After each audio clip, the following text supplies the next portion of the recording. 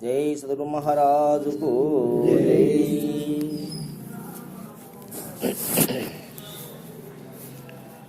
లోకములో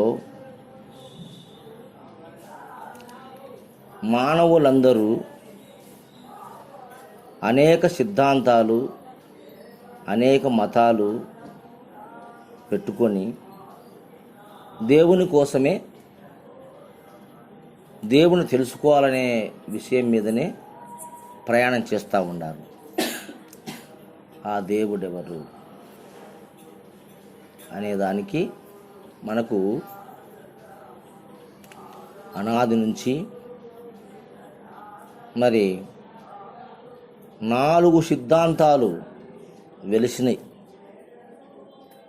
భగవంతుని గురించి.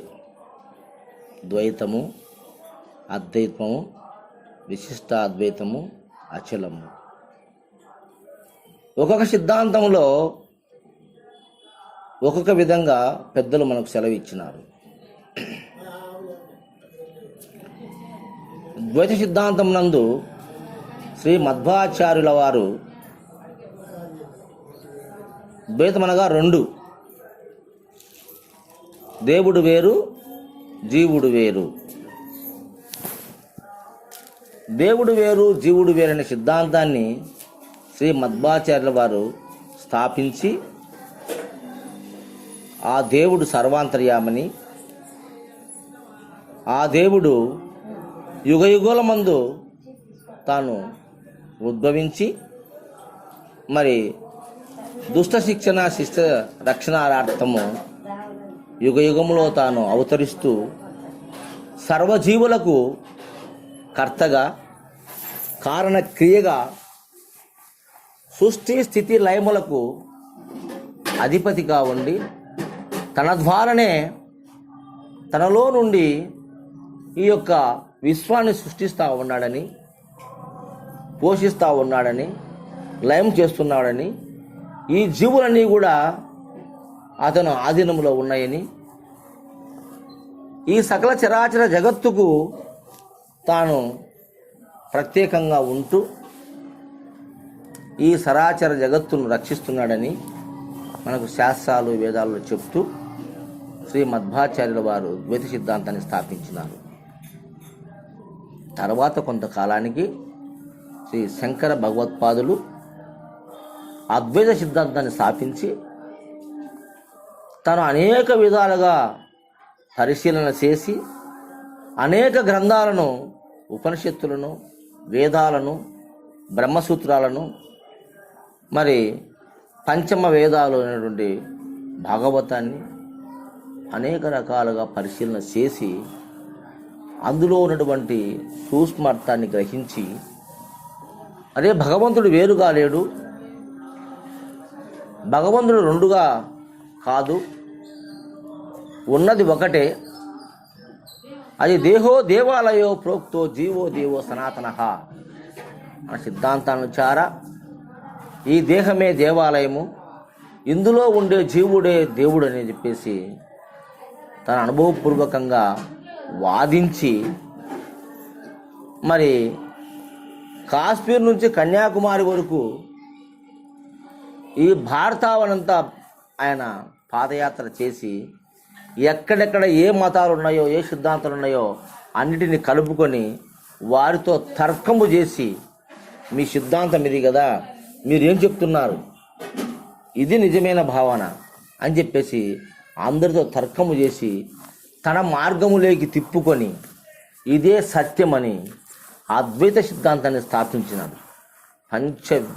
మనకు చతుర్వేదాలను ప్రామాణికంగా తీసుకొని అహం బ్రహ్మస్మి, అయమాత్మం బ్రహ్మ, ప్రజ్ఞానం బ్రహ్మ, తత్వమసినటువంటి చతుర్వేద మహావాక్యాలను ఆధారంగా చేసుకొని నేనే బ్రహ్మము, నాలో ఉండే ఆత్మస్వరూపమే బ్రహ్మము, నాలో ఉండే జ్ఞానమే బ్రహ్మము, తత్వమసనగా తత్ అనగా ఆ బ్రహ్మము, త్వమ్మనగా నేను, అసి అనగా అయి ఉన్నాను.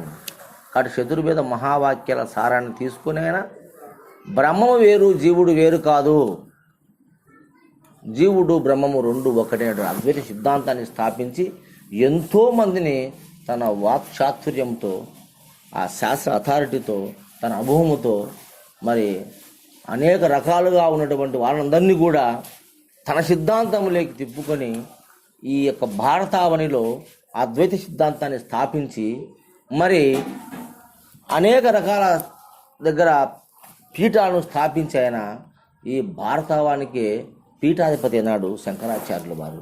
అద్వైత సిద్ధాంతానికి అంటే దేవుడు జీవుడు వేరు కాదు, ఒకడే, నీలో ఉన్న ఆత్మస్వరూపమే బ్రహ్మము, కాబట్టి అదే దైవము.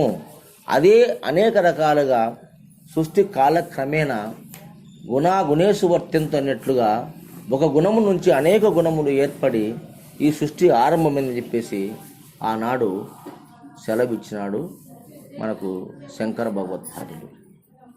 ఆయన తన సిద్ధాంతాన్ని స్థాపించి అద్వైత సిద్ధాంతం గొప్పదని తెలియచేసినాడు. దీన్ని ఎవడైతే తెలుసుకుంటాడో వాడే ధన్యుడు, వాడే జీవన్ముక్తుడు.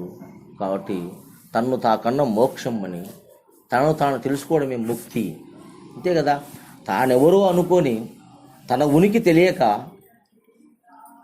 మరి తానెవరో తెలియక నాకు అధిపతిగా ఒక దేవుడు అని చెప్పేసి 33 కోట్ల దేవతను ఈనాడు మానవుడు సృష్టించుకొని తాను ఈ యొక్క ప్రపంచంలో, ఈ జగత్తులో అనేకమైనటువంటి దేవాలయాలను, మసీదులను, చర్చిలను నిర్మాణం చేసుకొని భగవంతుడు నాకన్నా అధికుడు అని చెప్పేసి మరి ఆ యొక్క ఆలోచనతో ఈనాటి మానవుడు 99% ఆ అద్వైత సిద్ధాంతాన్ని అనుసరించి చేస్తూ ఉన్నారు. మరి అలాంటి పరిస్థితుల్లో శంకర భగవత్పాదులు దేవుడు వేరు జీవుడు వేరు కాదు, నీవే దేవుడు నిరూపణ చేసినాడు. ఎంతోమంది కాడ తర్కం చేసినాడు. పెద్ద పెద్ద పీఠాధిపతులను ఢీకొన్నాడు. తన వాక్చాతుర్యంతో, శాస్త్ర అథారిటీతో వేదాలను ముందర పెట్టి బ్రహ్మము ఒకటే, రెండుగా లేవు, ఇది అద్వైతము, ఉన్నది ఒకటే, మమాత్మ సర్వభూతాంతరాత్మ, నాలో ఉండే ఆత్మస్వరూపమే సర్వవ్యాప్తమై వ్యాపించి ఉన్నది. కాబట్టి ఇది సత్యం అని చెప్పేసి నిరూపణ చేసి చూపించి ఎంతోమంది మరి తర్కవాదులను తన వశము చేసుకొని ఆయన ఈ యొక్క భారతావానికి అద్వైత సిద్ధాంతిగా పేరుకెక్కినారు శంకర భగవత్పాదులు. తర్వాత విశిష్టాద్వైతం వచ్చింది శ్రీ రామానుజాచార్యుల వారు. ఆయన కాలం అయిపోయిన తర్వాత ఈయన ఒక కొత్త సిద్ధాంతాన్ని తెచ్చి హరి ఒక్కడే దైవము, మిగతాది దైవ స్వరూపం కాదు.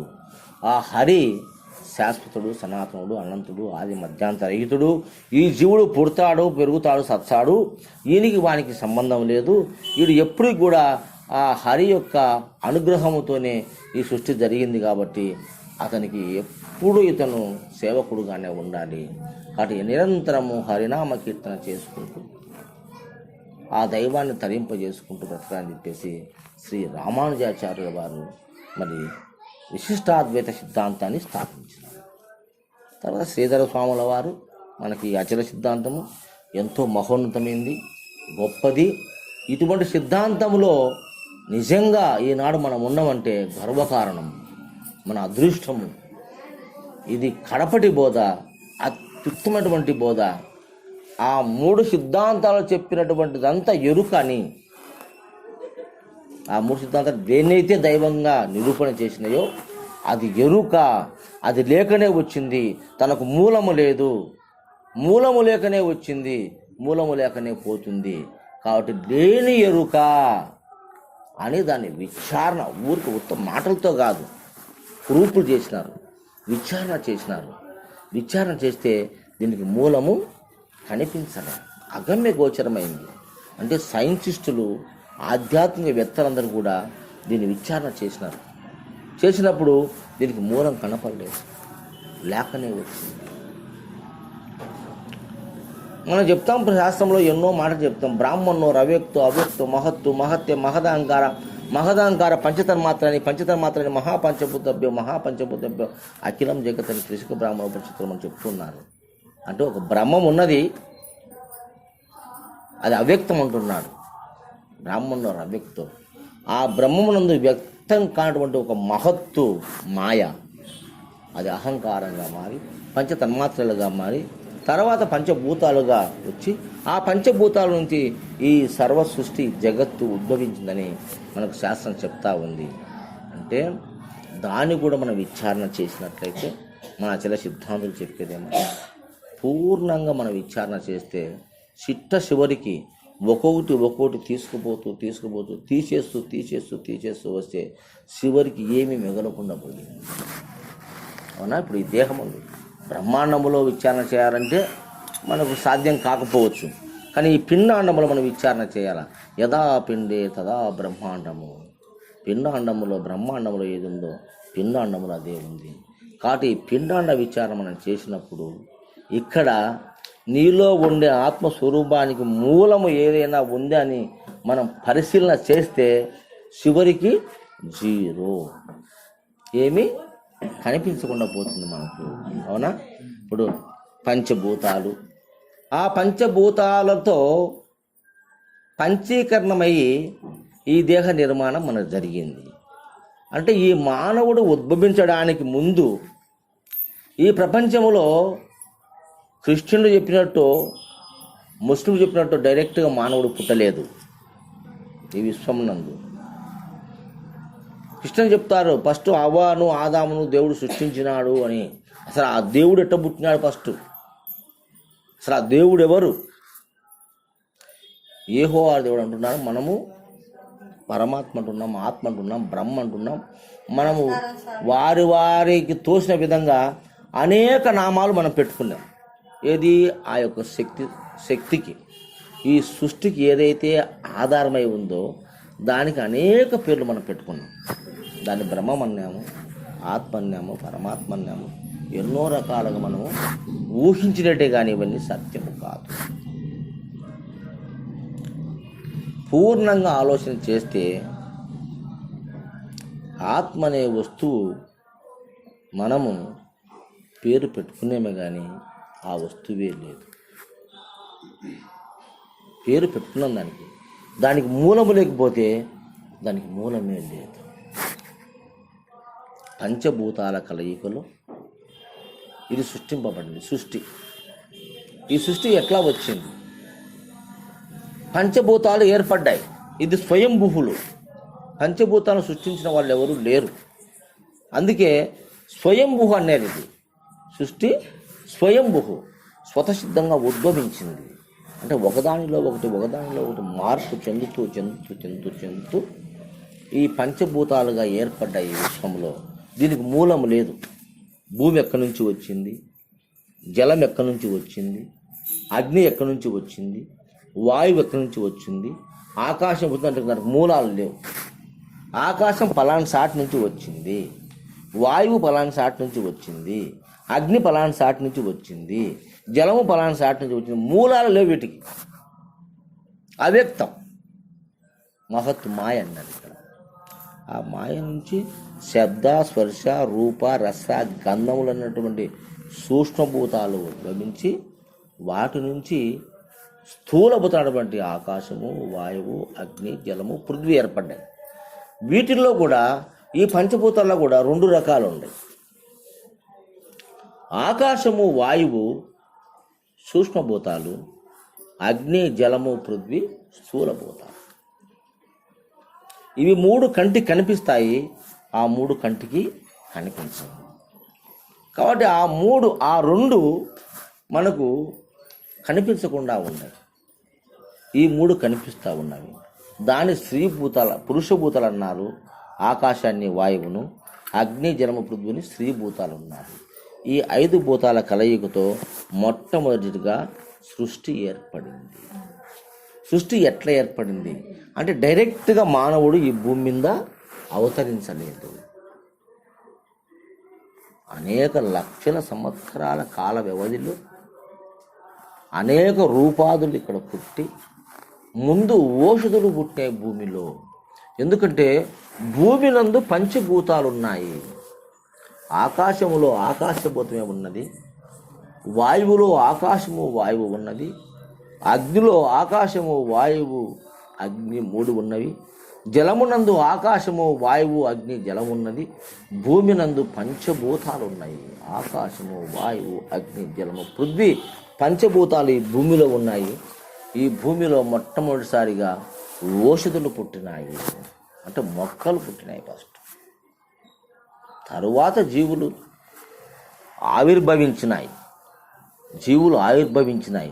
అంటే ఆ జీవ సృష్టి జరగడానికి కొన్ని లక్షల సంవత్సరాలు పట్టింది. అసలు ఈ భూమి ఎక్కడి నుంచి వచ్చింది అంటే సూర్యమండలము నుంచి మనకు నవగ్రహాలు ఉన్నాయి. ఎందుకంటే పూర్ణంగా విచారణ చేసుకోవాలి. దైవం అన్నది ప్రపంచమంతా ఏ దైవాని కోసం అన్వేషణ చేస్తున్నాయో ఆ దైవం అన్నది యథార్థం కాదు. అది ఒక క్రియేషను. మనం అనేక రకాలుగా పేర్లు పెట్టుకున్నాం దాన్ని. అది ఆ దైవం రావడానికి ఈ పంచభూతాత్మటువంటి ఈ యొక్క భూమిలో సృష్టి ఆరంభమయ్యింది. ఈ సృష్టి ఆరంభమైనప్పుడు మొట్టమొదటిసారిగా మనకు ఓషధులు అంటే మొక్కలు పుట్టినాయి భూమండలంలో. మన మానవులనే పుట్టలే, అప్పుడు మొక్కలు పుట్టినాయి. ఇది పరిణామ క్రమములో ఆ మొక్కలు పుట్టిన తర్వాత ఆ మొక్కలను ఆశ్రయించుకొని జీవులు ఉత్పన్నమైనాయి. ఏకకణ జీవి, అమీబియా కావచ్చు, శిలీంధ్రాలు కావచ్చు, మరి వైరస్లు కావచ్చు, బ్యాక్టీరియా కావచ్చు. ఈ ఏకకణ జీవులు ఫస్ట్ భూమి మీద పుట్టి అది ద్వికణాలుగా, త్రికణాలుగా, బహుకణాలుగా ఉత్పత్తి అయ్యి తర్వాత ప్రాణులుగా పరిణామం చెందినాయి. ఆ ప్రాణుల నుంచి అనేక లక్షల సంవత్సరాల కాలంలో ఒక సూర్యగ్రహం ఏర్పడడానికి ఈ విశ్వమంతా, ఒక సూర్యగ్రహం ఏర్పడడానికి ఈ విశ్వములో అనేకమైన రసాయనాల కలయికతో ఈ సృష్టి ఏర్పడింది. ఈ పంచభూతాలతో సృష్టి ఏర్పడినప్పుడు ఆ పంచభూతాల యొక్క దీంతో ఒక గ్రహము ఏర్పడి, అంటే ఒక సూర్యగ్రహము ఏర్పడి ఒక అగ్ని భాస్వరము, ఆక్సిజను, హైడ్రోజను, నత్రజని ఇవన్నీ కలిసి ఒక అగ్నిగోళంగా ఏర్పడి దాని నుండి విడుబడి నవగ్రహాలుగా ఉత్పత్తి అయినాయి. ఇది ఒక సౌర కుటుంబం. మనకు ఇది ఒక కుటుంబము. మనం ఒక కుటుంబంలో ఉన్నాము. ఏది ప్రత్యక్షంగా పరిశీలన చేస్తే బయటపడే విషయం ఇది. అంటే ఈ సౌర కుటుంబములు, ఇలాంటి సౌర కుటుంబాలు ఈ విశ్వములో కోటాను కోట్లు ఉన్నాయి. ఈ విశ్వములో కోటాను కోట్లు ఉన్నాయి. ఇలాంటి సౌర కుటుంబాలు ఒక్క సూర్యుడు కాదు, కోటాను కోట్ల సూర్యులు ఈ విశ్వంలో ఉన్నారు. ప్రతి నక్షత్రం ఒక సూర్యుడే. అయితే ఆ నక్షత్ర కాంతి మన భూమి మీద పడాలంటే 1000 సంవత్సరాల శక్తి, అంటే ఈ లైట్ అంటే ఒక వెలుగు, ఆ వెలుగు ప్రయాణం ఎంత ఫాస్ట్గా చేస్తుంది. అన్నిటికన్నా శక్తివంతమైన ప్రయాణం ఏంటంటే వెలుగు. ఈ వెలుగు ప్రయాణం ఏది పంచభూతాలలో, మన పంచభూతాలలో ఉన్నటువంటి వాటిల్లో వెలుగు శక్తివంతమైంది. ఒక సెకండ్కు 3 లక్షల కిలోమీటర్ల దూరం ప్రయాణిస్తుంది వెలుగు. ఒక సెకండ్కు 3 లక్షల కిలోమీటర్ల దూరం పోతుంది వెలుగు. 3 లక్షల కిలోమీటర్లు. మనసు ఉంది, కానీ ఆ మనస్సు చూసిన దాని దగ్గరికి పోలేదు. క్షణంలో చూడని దాని దగ్గరికి పోలేదు. ఒక చూసిన దాని దగ్గరికి పోగలదు ఈ మనసు క్షణములో, చూడని దాని దగ్గరికి పోలేదు. మనం చూసేట అన్నీ కూడా కొన్ని వేల కిలోమీటర్ల దూరంలోనే ఉంటాయి. మనం పుట్టినప్పటి నుంచి ఇంతవరకు ఏమేమి చూసినామో అవన్నీ వేల కిలోమీటర్ల దూరంలోనే ఉన్నాయి. అక్కడికి మాత్రమే పోగలదు ఈ మనస్సు. కానీ 3 లక్షల కిలోమీటర్ల సెకండ్కు ప్రయాణం చేసే ఒక శక్తి, ఒక లైట్ వెలుగుకుంది. సూర్యుడి నుంచి భూమిపైకి వెలుగు పడడానికి 7 నిమిషాలు టైం పడుతుంది. 7 నిమిషాలు. అయితే ఈ సౌర కుటుంబం ఉంది, మన సౌర కుటుంబం. ఈ సౌర కుటుంబంలో ఇలాంటి సౌర కుటుంబాలు ఈ విశ్వంలో కోటాను కోట్లున్నాయి. వేరే సౌర కుటుంబంలో నక్షత్రానికి అంటే వేరే సూర్యునికి మన సూర్యునికి ప్రయాణం చేయాలంటే 1 సంవత్సర కాలం పడుతుంది. 1 సంవత్సర కాలం ఎట్లా? అది వెలుగు యొక్క లెక్క ప్రకారము సంవత్సరం పడుతుంది. అంటే సెకండ్కు ఎన్ని లక్షల కిలోమీటర్ ప్రయాణం చేస్తుంది వెలుగు? 3 లక్షలు. ఇంటూ 60 సెకండ్లు అయితే 1 నిమిషం, ఇంటూ 60 నిమిషాలు అయితే 1 గంట, ఇంటూ 24 గంటలైతే 1 రోజు, ఇంటూ 365 రోజులు అంటే 1 సంవత్సరం. అంటే ఎన్ని మిలియన్స్, కోటాను కోట్ల లక్షల దూరములో ఉన్నాయి ఆ యొక్క సూర్యుళ్ళు. అందుకు మనకు కనపడరు. ఈ నవగ్రహాలలోనే మన సూర్యరశ్మి కొన్ని గ్రహాలకు చేరడం లేదు. నెప్ట్యూన్, ప్లూటో అనేటువంటి గ్రహాలకు ఈ సూర్యరశ్మి పోదు. మనం సూర్యుడు ఉన్నాడు, మనకు నిరంతరం వెలుగునిస్తున్నాడు అనుకుంటున్నాం కదా. ఈ సూర్యుడు, ఈ భూమి, అంగారకుడు మరి ఈ దాటుకొని పోతే బుధుడు, శుక్రుడు, శాటర్న్ అంటే శని దాటుకొని పోతే నెప్ట్యూన్, ప్లూటో అనే గ్రహాలకు అక్కడ కనిపించాడు ఈ సూర్యుడు. ఈ సూర్యుని వెలుగు అంతవరకు ప్రయాణం చేయలేదు, పోదు అసలు. అవి చీకటి గ్రహాలు, అక్కడ వెలుగే పడదు. భూమి పంచభూతాలతో నింపుతున్న ఈ భూమి మీద జీవం ఆవిర్భావమైంది. ఆ ఆవిర్భావమైన ఆ జీవము దినదినానికి అభివృద్ధి చెంది ఒక మానవాకృతి, మనుషులైనా మనం పుట్టినాం. ఈ మనిషి పుట్టడానికి పూర్వము డైరెక్ట్గా ఈనాడు మనం ఉండే జ్ఞానమైన మానవుడు పుట్టలేదు. ఫస్ట్ జలచరములు పుట్టినాయి, తర్వాత ఉభయచరములు పుట్టినాయి.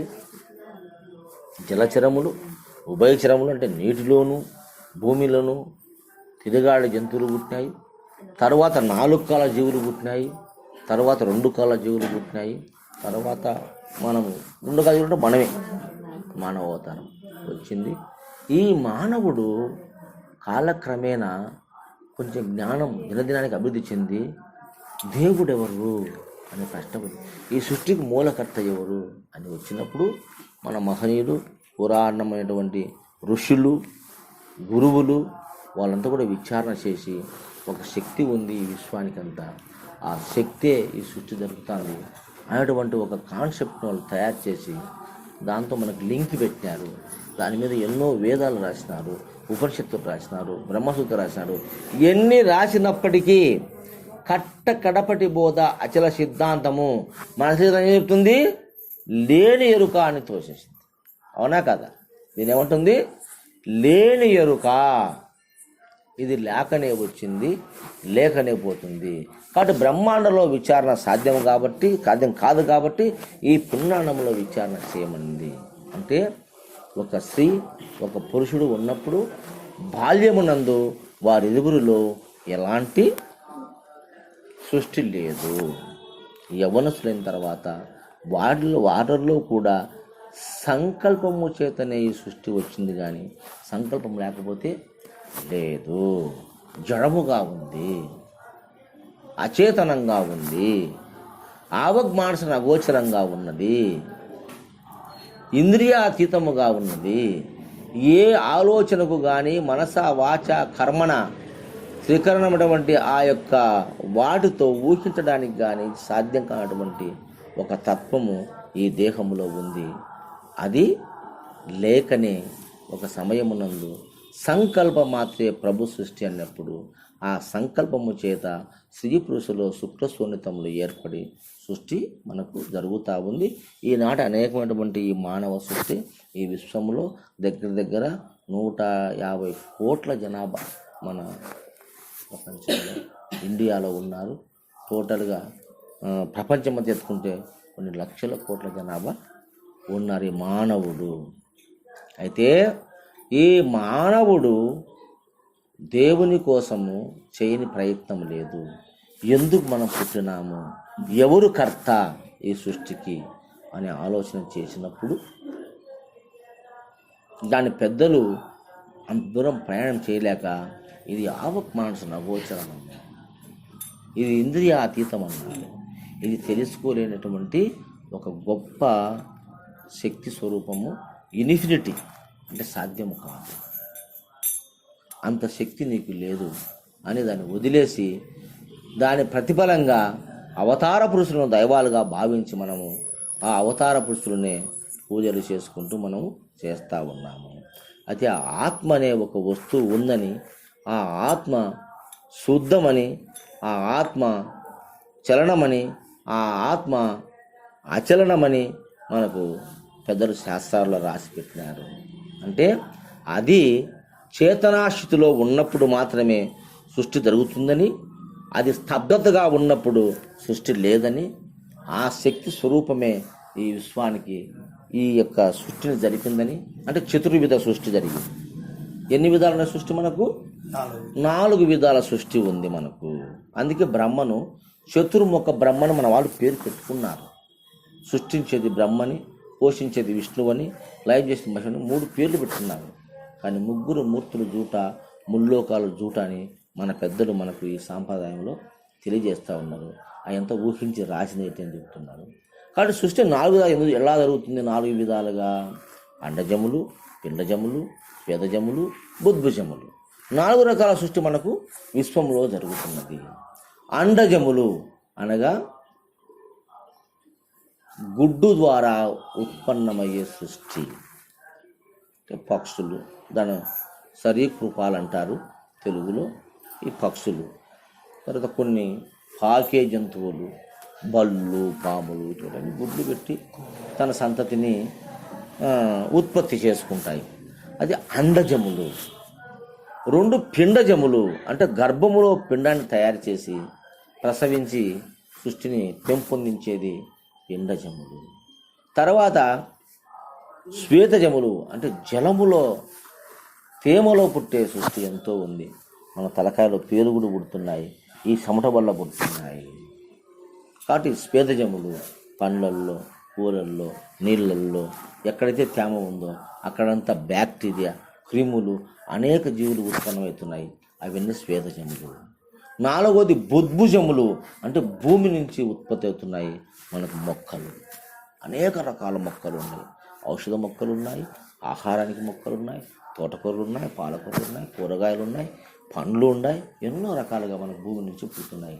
ఇది 4 విధాల సృష్టి మనకు జరుగుతుంది ఈ భూమిపైన. ఈ 4 విధాల సృష్టి జరుగుతుంది కాబట్టి చతుర్ముఖ బ్రహ్మ అని మనం పెద్దలు పేరు పెట్టినారు. కాబట్టి ఈ యొక్క 4 విధాల సృష్టి జరుగుతుంది ఈ విశ్వం నందు. ఈ సృష్టిలో 84 లక్షల జీవరాశులు మనకు ఉత్పన్నమవుతుంటే వాటిల్లో మానవ జన్మ మహోన్నతమైంది అన్నారు. అంటే ఈ మానవ జన్మ రావడానికి ముందు ఇప్పుడు అనేక జన్మలు తీసుకుంటూ అంటే ఎక్కడుంది ఇది? నీ మూలం ఎక్కడుంది? ఆదిలో ఉంది నీ మూలం. సృష్టికి ఏదైతే మొట్టమొదట కారణమైందో, ఆ పంచభూతాత్మటువంటి ఏదైతే కారణమైందో అక్కడ మొట్టమొదటిసారిగా ఒక జీవి పుట్టింది, ఏకగణ జీవి పుట్టిందో ఆ నుంచి పరిణామ ప్రబుద్ధులు చెందుతూ అనేక కోటాను కోట్ల జన్మలు తీసుకొని ఈనాడు ఈ మానవాకారం మనకు వచ్చింది.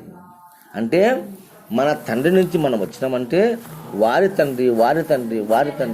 తండ్రి కొన్ని లక్షల సంవత్సరాలకు పూర్వం పోతే మొట్టమొదట నీవు ఫస్ట్ ఒక క్రిమిగాను, ఒక ఏకగణ జీవిగాను ఈ పంచభూతం ఈ భూమి నందు ఉద్భవించి అది కాలక్రమేణా పరిణామం చెందుతూ మానవకారం వచ్చి ఆ మానవకారములో మనుషులు పుట్టి వాటి ద్వారా వారి తల్లిదండ్రులు ఈనాడు మన తల్లిదండ్రులకు మనం పుట్టినాం.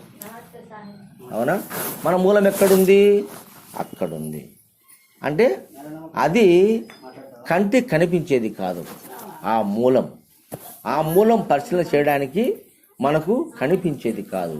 కాబట్టి పెద్దడు మూలము లేని ఈ గుర్తెరిగే శరీరము ఏమీ లేదు అని మన పెద్దలు చెప్తారు. అంటే ఆ మూలానికి పోతే ఆ మూలం కన్నా ముందు అవ్యక్తం ఉంది, మహత్ ఉంది. అంటే ఏమీ లేని స్థితి ఉంది, ఏమీ లేకనే ఏర్పడింది. ఈ భూమండలంలో ఒకప్పుడు ఈ కాదర బాధే లేదు. ఇక్కడ ఎంత తోటలు, చేలు. ఈనాడేమైంది? ఒక నగరం ఏర్పడింది, ఒక గ్రామం ఏర్పడింది. అనేక రకాల కులాలు, అనేక రకాల కుటుంబాలు, అనేక మనస్తత్వాలు ఉండే మనుషులు ఇక్కడ ఈరోజు ఉద్భవించినారు. అలానే ఈ యొక్క భూమండలంలో మొట్టమొదటిసారిగా సృష్టి జరిగింది. ఆ సృష్టి నుంచి ఇంతవరకు వచ్చింది. దానికి మన వాళ్ళు ఎన్నో రకాల పేర్లు పెట్టి దేవుడు దేవుడు అని చెప్పినారు. అది ఈ మానవుడు సైన్స్ రీత్యా మనం ఆలోచన చేస్తే, పెద్దలు ఖగోళిక శాస్త్రాన్ని గురించి ఆలోచన చేస్తే, ఆధ్యాత్మిక రంగాన్ని గురించి ఆలోచన చేస్తే, అనేక రకాలుగా వారి వారి ఏదో తలకో రీతిగా శాస్త్రంలో రాసినారనే దూరమనే స్వామి చెప్పినట్టుగా అనేక రకాలుగా విశ్లేషణ చేసినారు. కానీ మూలములేకి మనం వెళ్ళినప్పుడు మరి సృష్టి ఆవిర్భావములో ఎన్నో రకాలుగా పరిణామ ప్రవృత్తి చెందిన ఇటువంటి ఈ జీవులు మొట్టమొదటిసారిగా మానవాకారం ఏర్పడినప్పుడు మనిషికి మాట్లాడేటప్పుడు రాతి యుగం అని మనం చదువుకున్నాం బల్లో స్కూల్లో. రాతి యుగంలో మానవునికి మాట లేదు, మాట లేదు, గుడ్డ లేదు.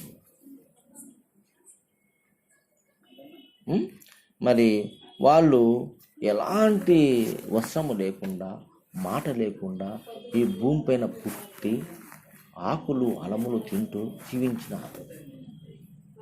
జీవించిన తర్వాత వారి పరిణామ ప్రవృత్తులు చెందుకొని దినదినానికి ఇప్పుడు 10 తరాల అవతల మన తండ్రికి ఈనాడు మనకు జ్ఞానంలో తేడా లేదా? మన మనవడికి ఉండే జ్ఞానం మనకు లేదు. అది కంప్యూటర్ జ్ఞానం. వాడు అన్నీ చెప్తాడు, మనకు తెలియదు. అవునా కదా? అంటే దినదినానికి జ్ఞానం పెరిగింది మనిషికి పరిణామంలో. అంటే ఆనాటి ఆ మానవుడు దిగంబరుడై, కుటుంబాలు లేవు, గృహాలు లేవు, ధాన్యం పండించుకునేటువంటి శక్తి కూడా లేదు. ఈ భూమిపైన పుట్టినటువంటి ఓషధులని సైలెంట్లో పెట్టుకో, ఓషధులనే తాను భుజిస్తూ తన సంతతిని పెంపొందించుకున్నాడు. అంటే ఆనాడు వివాహ వ్యవస్థ లేదు, గృహములు లేవు, కుటుంబాలు లేవు, సత్సంబంధాలు మానవులకు లేవు. అనాదిగా వచ్చిన ఆ మానవుడు మాట రాదు, భాష లేదు, రిటర్న్గా రాయలేడు. అవునా? ఏది ఆదిలో మానవుడు మనం చదువుకున్నాం స్కూల్లో, రాతియుగం అన్నాం దాన్ని. అప్పుడు ఏ శాస్త్రము లేదు, ఏ పురాణము లేదు, ఏ బైబుల్ లేదు, ఖురాను లేదు, బైబుల్ లేదు. అక్షరమే తెలియను, అక్షరమే తెలియదు వానికి. అసలు మాటే లేదు, ఇంకా అక్షరాన్ని చూస్తాయి. అవునా కదా ఏ వీరయ్య గారు? కాబట్టి మాటే లేదు మనకి. మాట లేనప్పుడు జంతువుల్లాగా తిరుగుతున్నారు అడవులమ్మడి. ఎక్కడ చీకటైతే అక్కడ పడుకుంటున్నారు. తెల్లారులేస్తే కేవలము ఆహారం కోసమే బతికినారు వాళ్ళు. అవునా? వాళ్ళకి ఏం కావాలా? పొద్దున లేచిన నుంచి ఆహారమే కావాలా. పశువుల్లాగా, పశువులు ఏం చేస్తాయి? ఇప్పుడు దేశమంతా తిరుగుతుంటాయి, ఆడ ఆకు కనపడినా గడ్డి కనపడినా తింటానే ఉంటాయి, మాట దాకా తింటానే ఉంటాయి. అవునా కాదా? అలాగే మానవుడు కూడా, ఆనాటి మానవుడు, ఆది మానవుడు పొద్దున్న లేచిన నుంచి వారి ప్రయాణం పోతాండడమే. ఎక్కడ పనులు చెప్తే తినడం, ఎక్కడ ఆకుకూరలు చెప్తే, కూరగాయలు చెప్తే పండ్లు ఇవి తినుకుంటా వాడు తిరుగుతా జీవనం చేస్తూ ఉన్నాడు. అలా చేసేట సమయంలో ఆ మానవునికి జ్ఞానము లేక ఉన్నప్పుడు మరి మనకు శాస్త్రంలో చెప్తుంది, ఆహార నిద్ర భయమైదునములు పశుబినునర సమానహ అని చెప్తుంది. అంటే ఆహారము, నిద్ర, భయము, మైథునము, ఇవి 4 పశువులకు మనుషులకు సమానం. పశువులకు ఆహారం కావాలా, మనకు ఆహారం కావాలా. పశువులకు నిద్ర కావాలా, మనకు నిద్ర కావాలా. పశువులకు భయం ఉంది, మనకు భయం ఉన్నది. పశువులు మైథునం చేస్తాయి, మనం మైథునం చేస్తాయి. అంటే స్త్రీ పురుష కలయిక. వాటికి కావాలా, మనకు కావాలి కదా. మనం చూస్తున్నాం ప్రత్యక్షంగా ఈనాడు. అలాంటి సమాన స్థితిలో మరి స్త్రీ పురుషులు వాళ్ళకి అజ్ఞానంగా ఉన్నప్పటికీ శరీర ధర్మం ప్రకారము ఇవి 4 ఉన్నాయి కాబట్టి ఆ 4 మాత్రమే వాళ్ళు చేసుకొని పోయేవాళ్ళు. ఇక 5వ ఆలోచన వాళ్ళకు లేదు. దేవుడు గురించి అసలు దేవునితో పనే లేదు, అసలు దేవుడే లేడు. అవునా? ఆ 4 విషయాలతోనే ఉంటూ వాళ్ళు ఉన్నప్పుడు స్త్రీలు గర్భవతులైతే ఆహారానికి ఇబ్బంది పడేవాళ్ళు. అలాంటి టైంలో ఈ పురుషులు మరి ఆ స్త్రీలకు హెల్ప్ చేసేవాళ్ళు, సహాయం చేసేవాళ్ళు. నువ్వు నడచలేకుండా ఇక్కడ కూర్చో, వాన వస్తుంది, అదే ఈ గుహలో కూర్చొని ఉండు, నేను నీకు తీసుకొని వచ్చా ఆహారం, నేను తిని అని చెప్పేసి ఆహారం తీసుకొచ్చి కొట్టేవాళ్ళు. వాళ్ళు తిన్న తర్వాత ఆ ఇత్తనాలు పండ్లల్లో ఉన్నట్టుగా బయలులో వేసేవాళ్ళు బయట. ఇట్లా వాళ్ళు సహాయం చేసినప్పుడు వాళ్ళ మీద ఒక అభిమానము, ప్రేమ కలిగేది. కానీ తర్వాత ఆ బిడ్డ పుడితే ఆ బిడ్డను కొత్త రూపం కదా, అపురూపంగా వాళ్ళిద్దరు దగ్గర తీసుకునేవాళ్ళు. దానివల్ల వాళ్లకు ఆ బిడ్డకు ఒక బాండింగ్, అంటే ఒక బంధం ఏర్పడింది. ఆ బంధమే మనము మోహం అంటున్నాము, దాన్ని ప్రేమ అంటున్నాము, దాని రక్త సంబంధం అంటున్నాము. పెట్టుకొని ఆ బిడ్డను పెంచుకుంటే ఆ బిడ్డ వాళ్ళిద్దరి దగ్గరే మాత్రమే ఫ్రీగా ఉండేవాడు, మిగతా వాళ్ళ నుంచి భయపడేవాడు. వాళ్ళిద్దరి దగ్గరైతే వెంటనే వస్తాను పోయి కౌగులించుకునేవాడు, వాళ్ళ భుజం ఎక్కేవాడు, వాళ్ళ సంకులో ఎక్కేవాడు, ఇలా చేసేవాడు. అప్పుడు వీడు మన బిడ్డ అనే ఒక భావం ఏర్పడింది వాళ్ళకు. ఏర్పడినప్పుడు ఆ యొక్క ప్రేమను రాగాలు కలిగినాయి. ఈ విధంగా ప్రతి పురుషుడు ఒక స్త్రీని మరి దగ్గర తీసుకొని చేసుకుంటూ వచ్చే కొన్ని లక్షల సంవత్సరాలు జరిగింది. జరిగిన తర్వాత నాది అన్న వస్తువు ఇంకొకటి తగిలితే మనం ఒప్పుకుంటామా? ఒప్పుకోం కదా. అట్లా ఈమెకు నేను సంరక్షణగా ఉన్నా కాబట్టి ఈమె నా వస్తువు అన్నప్పుడు వేరే వాడు తరగడానికి అవకాశం లేదు. అలాంటి ఆలోచనలు వాళ్ళలో పుట్టినాయి. అప్పుడు ప్రతి స్త్రీకి ఒక పురుషుడు కావాలా అనేటువంటి ఆలోచన కలిగింది. అప్పుడు స్త్రీ పురుషుడు ఒకటిగా మారి కుటుంబ వ్యవస్థ అప్పుడు మనకు కలిగింది. ఈ కుటుంబ వ్యవస్థ అప్పుడు వచ్చింది. వాళ్ళు మరి కట్టెలతోనో లేకపోతే కొండలో దొరికే ఆకుల నమ్ములతోనో ఒక గుడారాలు తయారు చేసుకొని, గుడిసెలు తయారు చేసుకొని ఉన్నారు. తర్వాత వాళ్ళకి ఆహారం ఎట్లా పోవాలి కదా, పొద్దున్న లేస్తే అడవులకు. వీళ్ళు ఇక్కడ గుడారాలు తయారు చేసుకొని తెచ్చుకొని తిన్న తర్వాత ఆ ఇత్తనాలు ఏమి చేయాలంటే వర్షాకాలం మొలిచినాయి, వర్షాకాలంలో మొలకెత్తినాయి. మొలకెత్తి చూసినాడు, ఇక్కడ ఏమీ లేవే బయలు, ఈ చెట్లు ఎట్లు వచ్చినాయి అన్నప్పుడు ఒక ఇత్తనం నుంచి మోసొస్తాను. ఒక ఇత్తనం 2 ఆకులు వేసింది, ఒక ఇత్తనం చెట్టు తోగి చూసినాడు, ఇత్తనం మనదినే, ఇత్తనం ఇది మొలిచింది. అంటే భూమిలో ఇత్తనం వేస్తే మొలుస్తుంది అటువంటి జ్ఞానం ఆ మానవునికి కలిగిన తర్వాత వాడు దూర ప్రాంతాలకు పోకుండా ఆ ఇత్తనాలను సేకరించి వాడుండే కాడనే ఆ మైదానంలో వేసి పంట పండిస్తుంది చెప్పేసి వాడు వచ్చినాడు. తర్వాత మాట వచ్చింది, తర్వాత సిగ్గు వచ్చింది, లజ్జ వచ్చింది, జ్ఞానం పెరిగే కొద్దీ అన్నీ. ఇప్పుడు పిల్లోడు ఉన్నాడు, మన చిన్న పిల్లోడు ఉన్నాడు, వాడికి జ్ఞానం లేదు, వాడు బిత్తలే ఉంటాడు. వాడు సిగ్గుపడతాడా? ఆడలు వస్తే ఏమన్నా అడ్డం పెట్టుకుంటాడా? లేదు కదా. పరిగెత్తుకుంటూ ఆనందంగా రోడ్లో పరిగెత్తాడు. ఎందుకు? వాడికి లేదు, ఆ జ్ఞానం లేదు. ఎంతమంది ఆడలున్నా, ఎంతమంది మొగలున్నా, ఒక ఆడపిల్ల బాల్యములో ఉన్నప్పుడు మరి తను ఏం గుడ్డలు లేకుండా విషములన అందరి కాడికి పరిగెత్తుకుంటూ పోతుంది, అందరినీ పోయి అతుక్కుంటుంది. ఎందుకు? అక్కడ జ్ఞానం లేదు. అలాగా ఆ జ్ఞానం అనేది ఎప్పుడు వచ్చింది? వయసు పెరిగే కొద్దీ వచ్చింది. మనం నేర్పించినాము, అమ్మా నీకు 10 సంవత్సరాలు వచ్చినాయి తల్లి, అట్లా ఉండకూడదు. చిన్నప్పుడు మన పిల్లలకు మనమే స్నానం చేపిస్తాం. తండ్రి స్నానం చేయించారు చిన్న పిల్లలకి, అమ్మ వంట చేసుకుంటుంది, నాన్న స్నానం చేయాలా, రాండి అందరికి పిలుచుకొని అందరికి స్నానం చేపిస్తాం. చిన్నపిల్లలు వాళ్ళు పెద్ద మనం చేయిస్తామా? చెప్పి అమ్మ చెప్తుంది, నువ్వు సొంతంగా చేసుకోవాలి స్నానం, నాన్న దగ్గర చేరు. అవునా కాదా? అప్పుడు వాళ్ళకి అభిమానము, మానవ అభిమానములు పెరుగుతున్నాయి. కాబట్టి జ్ఞానం పెరిగినప్పుడు దీనికి అనేక రకాలుగా ఇలాంటి విషయాలు మనకు వచ్చినాయి. అప్పుడు ఈ మానవుడు అభివృద్ధి చెందే కొద్దీ మాట వచ్చింది, మానం వచ్చింది, అభిమానం వచ్చింది. ఆగ్రహంలో కట్టుకున్నాడు, గుడారాలు ఏర్పరుచుకున్నాడు, సంసారాలు పెట్టుకున్నాడు, కుటుంబాలు పెట్టుకున్నాడు, గ్రామాలు ఏర్పరచుకున్నాడు, ఆ గ్రామాలకు పెద్దలను పెట్టుకున్నారు. ఇవన్నీ జరిగిన తర్వాత ఇంకా దేవుడు ఎక్కడ వచ్చినాడు? అసలు దేవుడితో ఎంతవరకు పడింది మనకు? దేవుని మాటే రాలే కదా.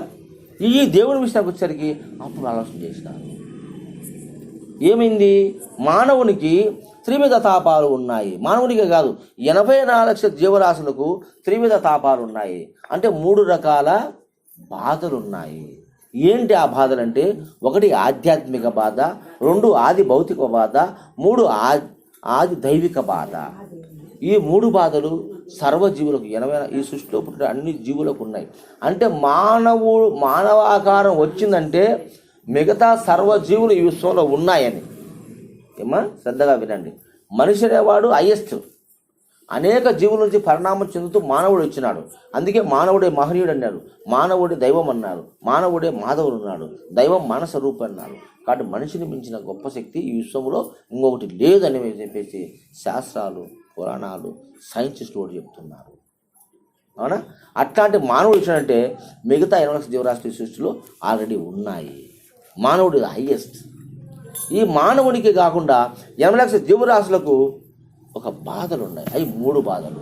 1 ఆధ్యాత్మిక బాధ, 2 ఆది భౌతిక బాధ, ఆది దైవిక బాధ. అంటే 3 బాధలు. ఈ త్రివిధ తాపములు అంటారు. ఈ తాపాలు సర్వజీవులకు సమానంగా ఉన్నాయి.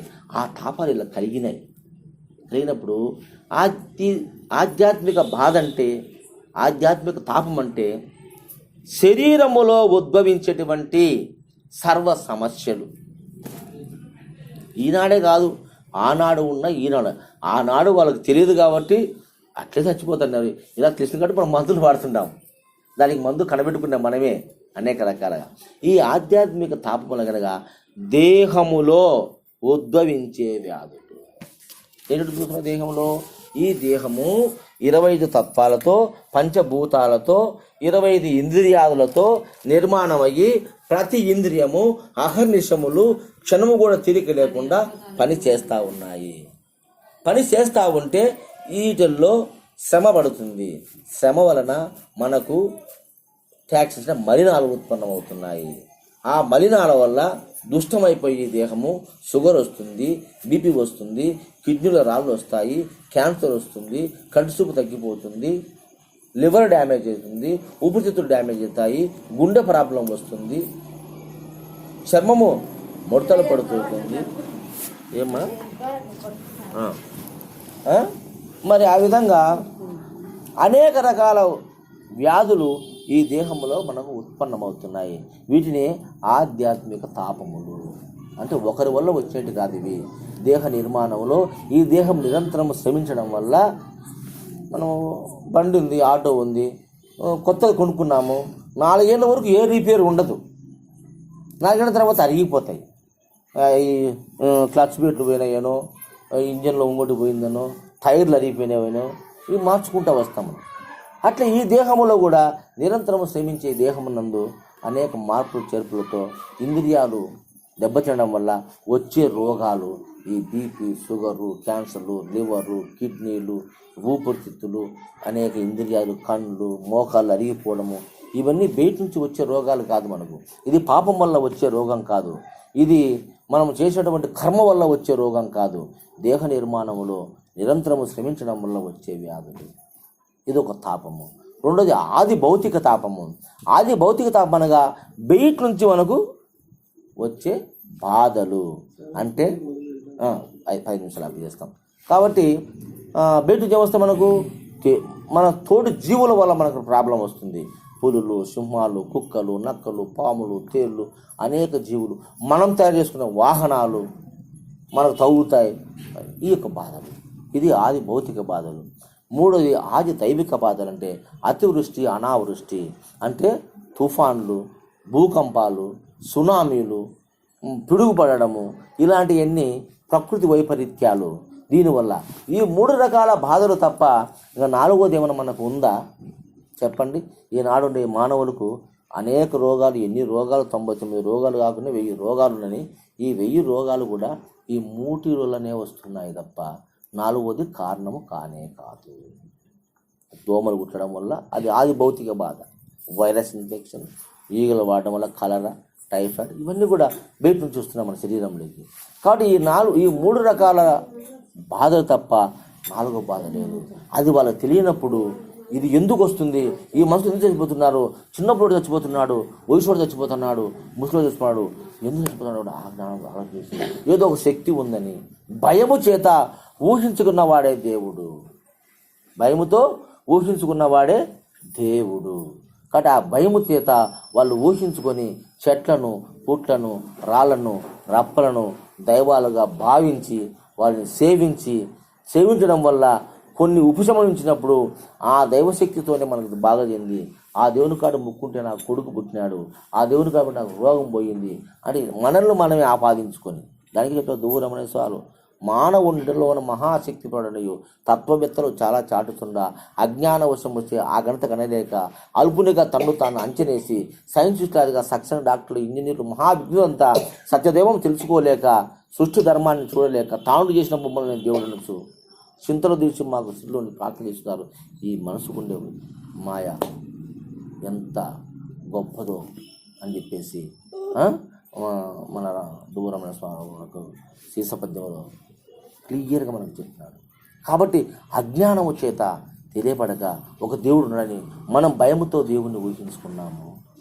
ఆ దేవుడు పెట్టిన శ్రమే ఈనాడు ఇంతమంది ఇన్ని రకాల దేవుడు సృష్టి మనం ఊహించింది.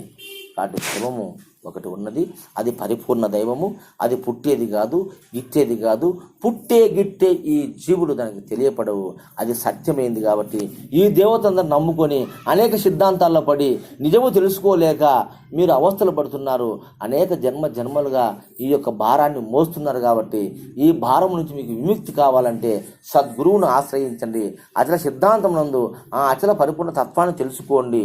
ఒకటి ఉండి మనం రావడానికి, మనకు ఆశం ఇవ్వడానికి ఒకటి కావాలా అంటే జీవు పుట్టడానికి కానీ, అభ్యుక్తం రావడానికి, మహత్తు రావడానికి కానీ, బ్రహ్మం రావడానికి కానీ ఆశ్రమం ఒకటి ఉండాలా.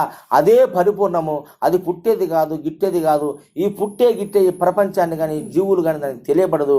అది సత్యము, ఇదంతా మాయ, ఇది లేని ఎరుక అనేటువంటి దృఢ నిశ్చయాన్ని గురువు ద్వారా విచారణ చేసి నువ్వు తెలుసుకొని సర్వ సంశయాలు రహితం చేసుకొని ఉన్నది పరిపూర్ణము, లేనిది ఎరుక అనేటువంటి స్థితికి నువ్వు వచ్చినప్పుడు నువ్వు ఎలా ఉంటే పరిపూర్ణ బోధపడిసిన గురుపుత్రుడు జగతిలోన కడు శాంతుండై త్వరపడక నిందాచితులకు మరణించిన వాని వలనే తామెలగూచుండు పదుగురు ప్రేమ పొందుచునుండు మేరు పర్వతమైన మీదొచ్చి పడినాను ధీరత్వమున బుద్ధి దిగదారాకుండగా తామెలగూచుండు పదుగురు ప్రేమ పొందుచునుండు. ఎలా ఉంటాడు అచలుడు అంటే మరి ఈ విధంగా ధీరత్వాన్ని కలిగి ఉంటాడు. దేని కూడా తెలిసేవాడు కాదు.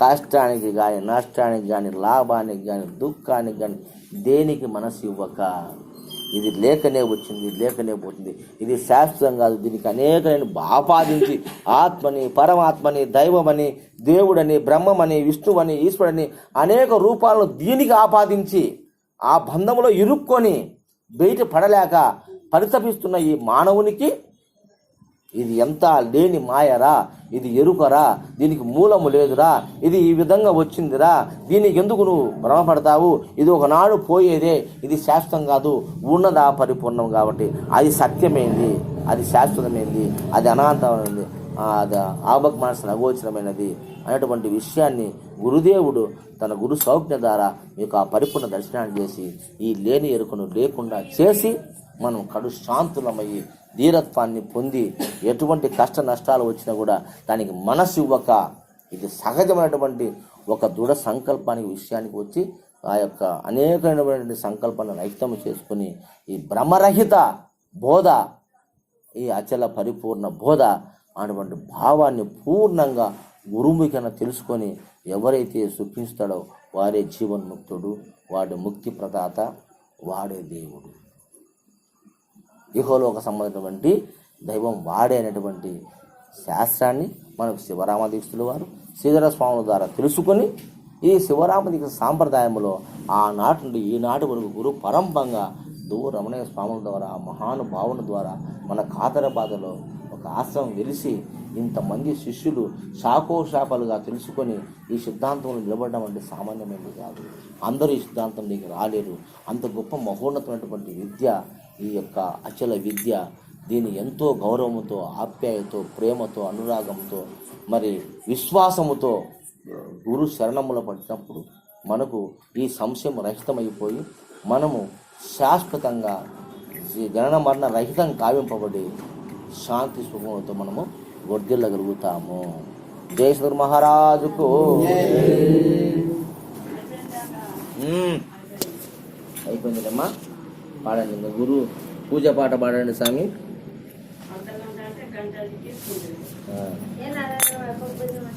విషయం పూర్తి చేయాలి కదా.